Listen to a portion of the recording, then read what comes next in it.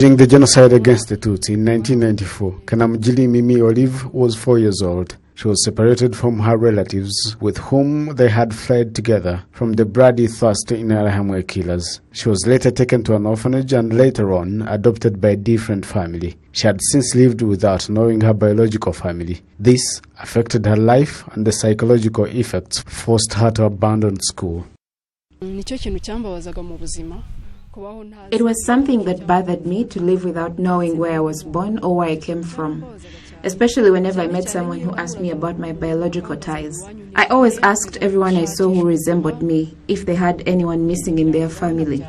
This kind of life is devastating because I ended up dropping out of school and later got pregnant and gave birth out of the wedlock. It was not easy for me.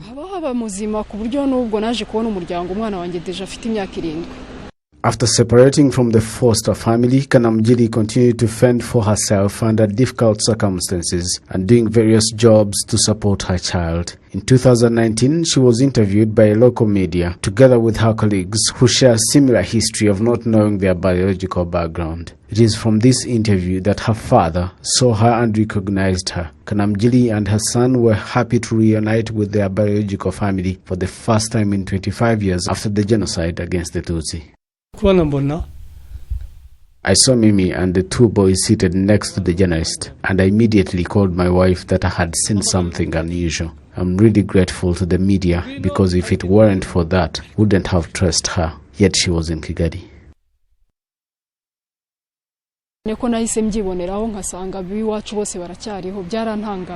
I was shocked to find that everyone in our family was still alive. I realized that I'd looked like my father, and I was shown my baptism certificate, which bears a photo of me as a child. I was about 2 years old. Out of the family of 6, Kanamugire was the only one who was counted as the victim of the genocide against the Tutsi because both her parents and 5 of her siblings survived. Her parents and siblings were overjoyed to see their child again. I always told my brother to remember the baby we lost and prepare a mass to remember her, but we no longer do that now. Her name was originally Uwamahoro. To see her alive was a miracle because I would mourn her every year. Kanamugire, who currently works as a hairdresser, says she has a vision for life based on where she has come from. I have a dream to set up a salon, and I feel I will be successful depending on how far I've come.